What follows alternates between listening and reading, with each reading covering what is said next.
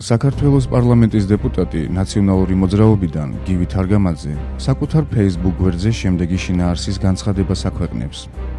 კახელი გლეხები ვერ ხვდებიან, რომ ნებისმიერი რაოდენობით ატმის გასაღების ყველაზე ნაღდი ბაზარი აზერბაიჯანი ყურის ძირში აქვთ და რუსპოტრებნაძორის არასაიმედო ჩინოვნიკის უკანალის ლოღმის პერსპექტივით არიან აღტკინებულნი. მეღვინეებს, რომელთაც მსოფლიო ბაზარზე შეღავათებს თავაზობენ, მხოლოდ ესაულების წინაშე კუდის ქიცინი სურთ. კახელი გლეხი არავის არაფერს არ უნდათ რა, ყველამ კარგი აიცოდეს. რა არის ეს რა საუბარია? ძალიან შეურაცხყოფას აყენებენ თვითონ ქართველებს, თვითონ ამორჩეულს და ყველას. არ შეიძლება აი ყველანაირად დამამცირებელია. ესეთი თანამდებობის კაცი რო ჩვენ ესეთ შეურაცხყოფას გვაყენებს, რაღა უნდა თქვა მაგაზე.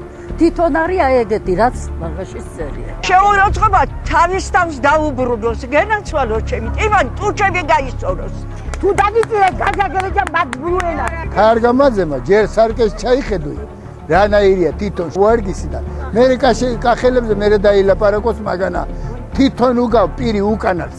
ამარსებას მინდა შევახსენო 2008 წელი, როდესაც მართლა თვითონ ულოღნიდა ოკუპანტების გენერალს ერთ ადგილს და საკუთარი მიწაწყლის დაბომბვაში $50,000 უხდება. ეს ხო ჩვენი მოგონილი არ არის, ეს ხო მისმა პრეზიდენტმავე აღიარა. მე მინდა გავაფრთხილო ეს რომ არ გამოიხედოს კახეთისკენ, თუმცა ვიცი რომ ის სახლიდან დიდი ხანია უკვე ვეღარ გამოდის. კახეთისკენ არ გამოიხედოს. შეხვედრა. გივი თარგამაძე, ციკლიდან ნიღბის გარეშე, მედია კავშირი, ობიექტივი.